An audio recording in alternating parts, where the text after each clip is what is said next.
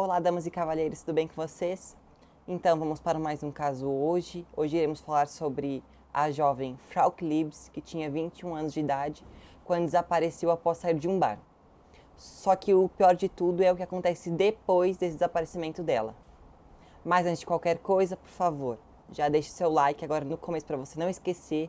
Compartilhe esse vídeo com os amigos. Deixe alguns comentários ali para o YouTube perceber que você gostou do vídeo. Também deixa comentários referente a casos que vocês gostariam que eu trouxesse aqui. Recados dados, vamos lá para o caso de hoje. Então, como eu comentei anteriormente, a Frauke era uma jovem alemã de 21 anos de idade que simplesmente desapareceu após sair de um bar. Só que o que mais atormenta a família até hoje é em relação às ligações que ela fez para a casa dela momentos depois e até dias depois desse desaparecimento. Mas vamos falar um pouco mais sobre ela, né? A Frauke Liebs era uma jovem alemã que nasceu em 21 de fevereiro de 1985. Ela tinha 21 anos de idade quando o caso aconteceu. Ela estava estudando enfermagem e ela sempre morou em Lübeck, Alemanha. Como ela decidiu seguir carreira na área da enfermagem, ela precisou se mudar para Paderborn, devido ao local possuir mais oportunidades de empregos nessa área, né? Onde ela morava era uma cidade muito pequena, então ela precisou se mudar. No ano de 2005, ela morava num apartamento e dividia esse apartamento com o seu melhor amigo, que era o Chris.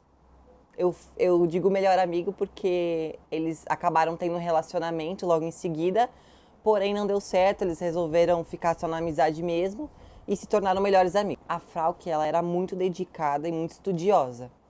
Então ela sempre focou muito no objetivo dela e estava caminhando para que ele fosse realizado. Como ela morava em outra cidade da mãe, a mãe dela, em 2005, resolveu fazer uma visita. Então elas duas, juntos com o Chris, resolveram sair para tomar um café. O Chris acabou relatando momentos depois que durante esse café que eles estavam tomando, a Frauke recebeu uma mensagem de texto de um amigo dela convidando ela para ir tomar uma cerveja num bar à noite. Porque como era época de Copa do Mundo, todos eles estavam se reunindo, né? Os jovens estavam se reunindo em bares para tomar uma cerveja, comer alguma coisa e assistir os jogos. No dia do desaparecimento, a Frauke pegou uma carona com a mãe dela para ir até o bar por volta das 21 horas. Só que o Chris estava sem as chaves dele. Então ele combinou com ela que ele ficaria acordado, né, até o horário que ela chegasse em casa para poder abrir a porta do apartamento. A Frauke ficou então no bar com alguns amigos e eles assistiram o jogo da Inglaterra e Suécia. Só que durante esse jogo, os amigos dela perceberam que ela estava falando com uma outra pessoa via mensagem, né? E ela disse que seria um tal de Niels. Então, esse tal Niels aí teria sido apresentado por um amigo em comum deles. E aí eles não tinham um relacionamento amoroso, mas eles gostavam muito de trocar mensagens. Então era essa coisa, né? Essa troca de mensagens. Para vocês terem uma noção, né? Como eu comentei, que ela ficou sem bateria, ela começou a procurar um carregador para que ela pudesse retornar o contato com ele. Porque eles viviam se mandando mensagem. Por volta das 23 horas, ela decidiu ir embora para casa. Só que acontece, ela tinha só 5 euros na carteira. Então ela comentou com os amigos, né, que não teria como pagar um táxi, um Uber, né, enfim. Ela ia fazer o trajeto até a casa dela a pé. Daria em torno mais ou menos de 1,5 km de distância. Acordado o máximo de tempo que ele conseguia, porém ele acabou adormecendo. E quando ele acordou, ele viu que a Frauke não estava em casa. Então gerou uma incógnita muito grande. A preocupação maior dele foi quando a amiga, né, da escola que ela frequentava, mandou mensagem para ele dizendo que ela não teria ido para aula. Então aí concretizou os medos que ele tinha. Quando o Chris ficou sabendo, né, por meio de mensagem, ele já entrou em contato com a mãe da Frauke e comentou o que estava acontecendo, que ela não teria ido para aula do dia, que estava todo mundo preocupado e tudo mais. Então eles decidiram ir até a delegacia. Chegou lá, é aquele esquema, né? Ah, a gente não pode fazer nada porque ela é uma jovem, maior de idade, ela pode ter saído e não querer avisar ninguém. Então a gente só pode fazer alguma coisa depois de 24 horas.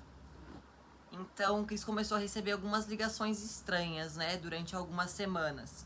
A primeira ligação aconteceu no dia 22 de junho, que foi no dia seguinte do desaparecimento da Frauke. Segundo ele, né, o relato dele é que ela mesma teria ligado para ele e dito que estava tudo bem e que ela ia retornar para casa, que não era para se preocupar. Porém, ele achou muito estranho que ela chamou ele pelo nome completo. E não era comum isso acontecer, né? Ele sempre era chamado por Chris ou o apelido carinhoso que eles tinham um com o outro. Então isso deixou ele muito preocupado com a situação que podia estar acontecendo. Ele recebeu mais uma mensagem no dia 23 de junho, onde ela dizia para ele: "Estou voltando para casa, te amo". Só. Nesse mesmo dia, no dia 23, o irmão dela, da Frau, que também conseguiu falar com ela por meio de ligação, né? E ele começou a perguntar para ela falou que estava bem, que ia voltar para casa e que não era para ele fazer muitas perguntas. Então, como já tinha passado as 24 horas que a polícia queria, eles começaram a rastrear essas ligações. E o mais engraçado é que tava dando essas ligações mais ou menos 20 minutos de distância de onde ela dizia que ela estava. Então já não batia as informações que ela tava passando para eles, né? Pra família dela. No seguinte, 24 de junho, lá pela metade da tarde, ele recebe mais uma ligação e ela reafirma que vai voltar para casa naquele dia mesmo e que ela não chegaria muito tarde. O Chris indaga ela, né, perguntando se ela estava em perigo e ela fala de novo que não, que estava tudo bem, que ela já ia voltar. A última ligação recebida foi no dia 27 de junho. E por coincidência, quem atendeu o telefone, né? Ela ligou pro Chris, mas quem atendeu o telefone foi a irmã da Frau, que é a Karen. Nessa ligação, ela fala que não vai mais poder ir para casa, que teve alguns problemas, que ela não poderia mais voltar. A Karen pergunta para ela se ela tá sendo detida contra a própria vontade. E ela fala no primeiro momento que sim, aí logo em seguida ela já fala que não, que tá tudo bem, que ela não tá. Ninguém tá segurando ela em lugar nenhum. A coisa que os familiares perceberam foi referente à voz da Frauke, que parecia que ela estava ou alcoolizada ou sob efeito de drogas, porque ela não parecia estar no seu estado normal. Então, nessa última ligação, né, como eu comentei, quem atendeu foi a Karen, mas o Chris pega o telefone para conversar com ela. E quando ele pede se ela tava bem, onde que ela tava, ela só chamava pela mãe dela. Ela chamou várias vezes mãe, mãe, mãe, e foi assim que terminou a ligação. Então, no dia 4 de outubro, né, acaba o desaparecimento dela e se encontra o corpo cerca de 4 meses depois.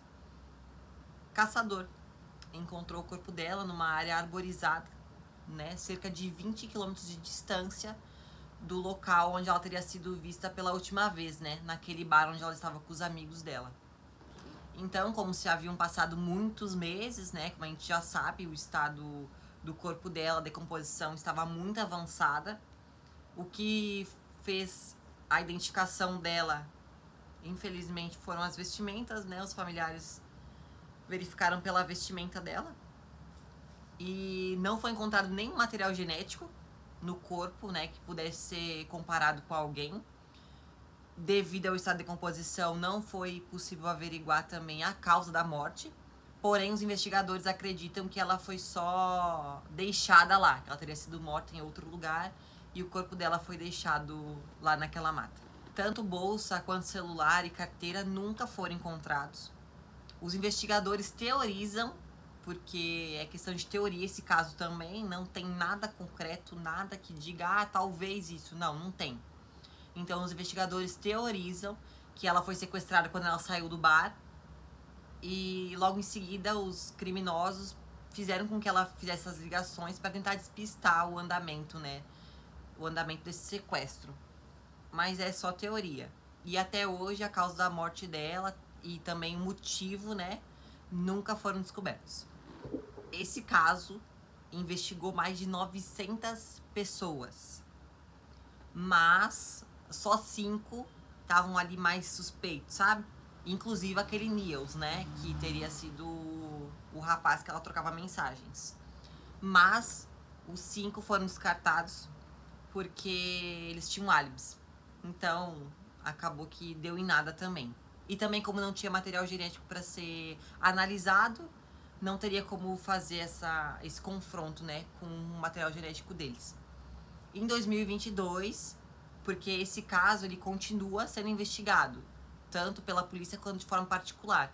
Até a família tem um centro de doações, né, para as pessoas possam ajudar financeiramente para custear essa pesquisa. Mas em 2022 receberam uma ligação informando que numa residência poderia ser que tivesse acontecido algo lá. A polícia foi lá, investigou tudo certinho, mas não encontraram nada. Então, ainda assim, se tem essa dúvida do que aconteceu, como aconteceu e o porquê, né? Então, por favor, deixem nos comentários o que vocês acharam desse vídeo. Se vocês já conheciam esse caso, deixa também indicações de outros casos que vocês gostariam de ver aqui no canal. Não esquece do like, de compartilhar e de se inscrever, né, gente? Não tem muito sentido você estar aqui vendo meu vídeo e não tá inscrito ainda. Tá bom? Então, deixa aí tudo certinho. Agradeço muito o apoio de vocês. Um beijo e até a próxima.